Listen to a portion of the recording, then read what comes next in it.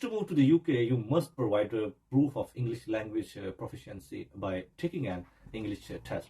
Whether you are coming for work or study, you will need to take the test. There are various English tests available, so you can choose one that suits you best. The university will consider your test scores for admission. Make sure to understand the requirements and bands needed for your professional or university. Remember, if English is not your primary language, you must need to prove your English skills. Well, good luck on your IELTS exam if you are going to do the test. So let's start now. There are two types of IELTS. IELTS General and IELTS Academic. Normally, IELTS General is used for worker visa and IELTS Academic used for study visas. But in some cases, some of the professions such as nursing or medicine, for that, you will need to take the IELTS Academic test. However, if you are planning to work in the UK, you may need to take the IELTS Journal for UK work visa, depending on your occupation and the type of visa you are applying for. For example, if you are applying for an innovator visa, you will need a minimum level of B2 and an overall score of 5.5 or higher. Each module should also have a score above 5.5. Similarly, if you are applying for a startup visa, you will need a minimum level of B2 and overall score of 5.5 or higher, and individual scores above 5.5 in each module. Next up is a skilled worker visa that you will require in this scenario. The minimum level needed is B1 with an overall score of 4 or higher, and each individual module should also be 4. Following that, you should consider the student visa where a minimum level of B2 is necessary with the score of 5.5 or above.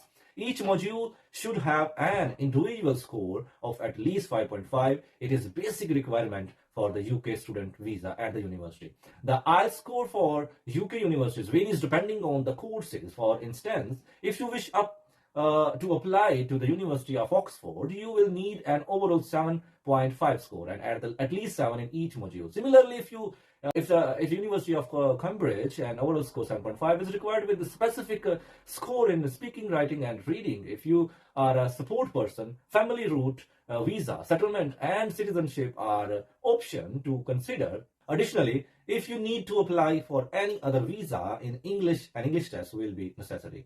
There is no requirement for an English test for dependent visa, youth mobility visas, charity visas, visitor visas, or pay visas. Lastly, consider the health and care visa for various professions like a care worker and a registered nurse. Make sure to meet the required IELTS score for your profession.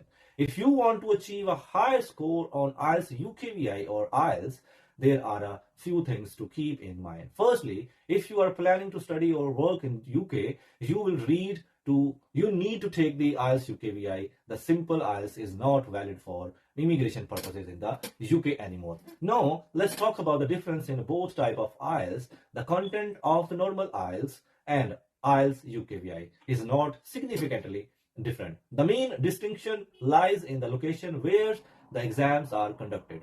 The IELTS UKVI is conducted in approved centres by the UK Home Office. If you are approved by the UK Home Office, you will need to take the IELTS UKVI.